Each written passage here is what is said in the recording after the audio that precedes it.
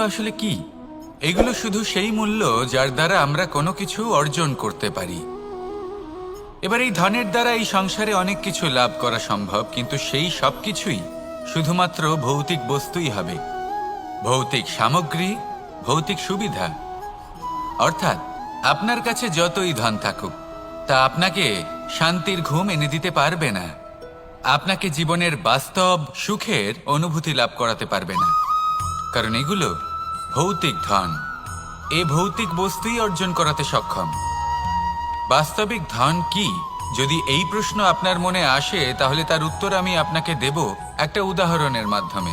কখনো আপনি শুনে থাকবেন যে একজন পিতা আজীবন অনিষ্ট করেন, অনর্থ করেন, খারাপ কাজ করেন শুধু ধন অর্জনের জন্য। তিনি ভাবেন যে আমি ধন অর্জন করব আর নিজের সন্তানকে একটা উজ্জ্বল ভবিষ্যৎ প্রদান করব, একটা সুখ স্বাচ্ছন্দ্যময় জীবন দান করব। এবার সন্তান যখন জন্ম লাভ করে, তখন সে ভাগ্যের জোরে সেই ধন ভোগ করে। যেরকম সে পায় সেরকমই তার ব্যবহার সে করে। কখনো আপনি এটাও দেখে থাকবেন যে সেই সন্তান সমস্ত ধন নষ্ট করে ফেলে, আর সেই পিতা যিনি সমস্ত ধন সঞ্চয় করেছেন, যিনি সেই ধনের প্রভু, আজ সেই ধনের প্রহরী হয়ে রয়েছেন। এবার এরকম কেন হয়?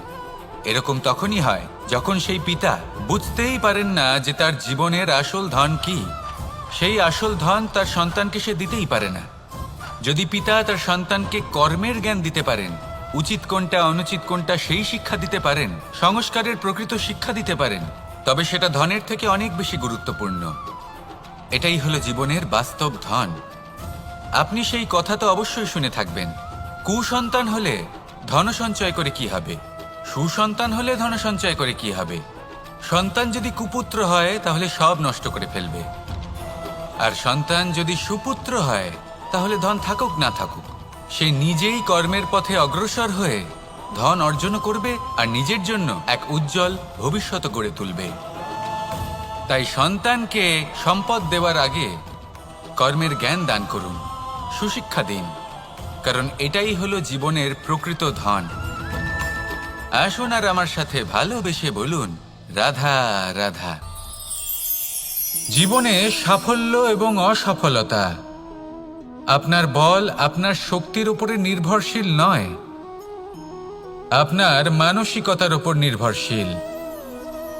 যদি কোনো ব্যক্তি দৃঢ় নিশ্চয় করে নেয় তাহলে সে কখনো হারে না। যদি কেউ হার মেনে নেয় তাহলে সে কখনোই জিততে পারে না। শেষ পর্যন্ত কি হয়? এই ভাবনাই সত্য হয়ে সামনে চলে আসে, আর এই ভাবনাই পরবর্তীকালে ইতিহাস রচনা করে। সেই জন্য আপনি যদি চান আপনার নাম ইতিহাসে থাকুক, তাহলে দৃঢ় হতে শিখুন। ইতিবাচক ভাবনার সাথে, পরিশ্রমের সাথে এগিয়ে চলতে থাকুন। প্রতিস্পর্ধা গ্রহণ করুন আর শুধুই এগিয়ে যেতে থাকুন। সংসারে আপনি যে কোনো উচ্চতাতেই পৌঁছতে পারবেন, কারণ ইচ্ছে শক্তি আর ভালোবাসার চেয়ে বেশি শক্তিশালী আর কিছুই নেই।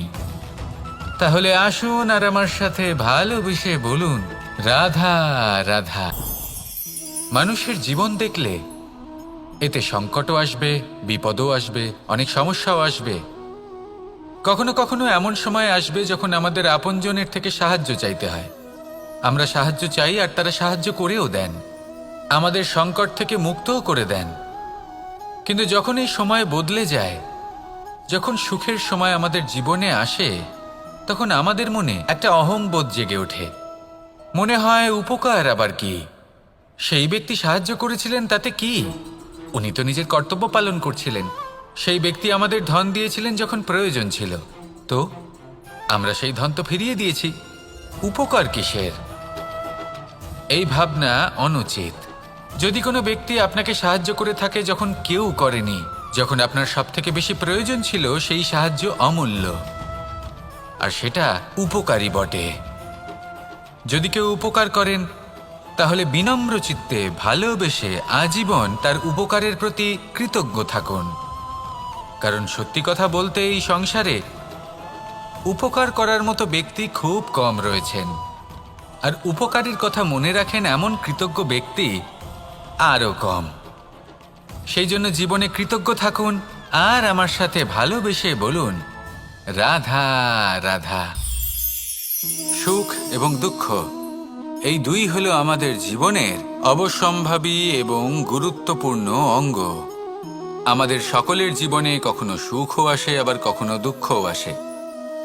আমরা সবসময় ভাবি আমরা কিভাবে সুখ লাভ করব, কিভাবে আমরা দুঃখ থেকে দূরে থাকতে পারি। আর এই জীবনে যা কিছুই ঘটুক না কেন, সেই সব কিছু আমরা সুখ এবং দুঃখের মাপদণ্ডে মেপে থাকি। এবার এখানে একটা ছোট্ট বিষয় আছে। এটা ভেবে দেখতে হবে যে কে আসলে সুখী ব্যক্তি। সুখী ব্যক্তি হলেন তিনি, যিনি নিজের জীবনে নিজের কর্মের বিশ্লেষণ করে থাকেন, সেই বুঝে পদক্ষেপ নেন। উনি কি করতে চলেছেন সেটা উনি জানেন। আর যদি ওনার কোনো দোষ থাকে বা ভুল থাকে, তাহলে সেগুলো শুধরে নিয়ে এগিয়ে চলেন। সেই জন্য উনি সুখী হন। অন্যদিকে যে ব্যক্তি দুঃখী, তিনি কি করেন? তিনি নিজের উপর নয়, অন্যের উপর নিজের নজর রাখেন, যে তিনি কি করছেন, কিভাবে কর্ম করছেন। ওনারা অন্যের নিন্দা করেন, অন্যের সাফল্য দেখে ঈর্ষা করেন, ক্রুদ্ধ হয়ে যান, ওনাদের বাধা দিতে চেষ্টা করেন। সেই জন্যই তো ওনারা দুঃখী হন। এই সংসারে এমন অনেক ব্যক্তি আছেন যারা এই কারণে দুঃখী নন যে তাদের জীবনে দুঃখ আছে। তারা এই কারণে দুঃখ পান কারণ অন্যের জীবন অনেক বেশি সুখের। দেখুন, শেষ পর্যন্ত আপনাকে নিজের কর্মের প্রতি মনোসংযোগ করতেই হবে, অন্যের প্রতি নয়। কারণ আপনার জীবনে আপনার কর্ম হলো এমন একটা জিনিস যা আপনার নিয়ন্ত্রণে আছে।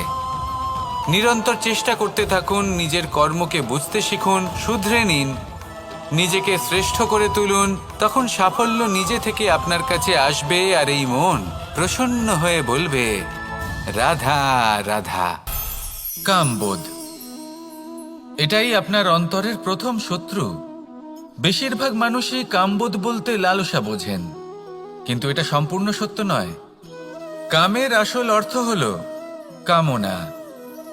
এটা খুবই সহজ ব্যাপার। মনুষ্য শরীর থাকলে, মানুষের মন থাকলে এই কামনা অবশ্যই থাকবে। এবার এটাই দেখতে হবে যে এই কামনা নেতিবাচক কামনা নাকি ইতিবাচক কামনা। অন্য কারোর জিনিসে নজর দেওয়া, অন্য কোনো মানুষের উপর নজর দেওয়া, কোনো অনুচিত বস্তুর দিকে নজর দেওয়া, এ নেতিবাচক কামনা। আর এই দুষ্কামনা মানুষকে দিয়ে অপকর্ম করাবেই করাবে। তাই মনে রাখবেন, যে ব্যক্তি নিজের কামনাকে নিয়ন্ত্রণে রাখতে পারেন, তিনি সঠিক পথেও থাকেন, সঠিক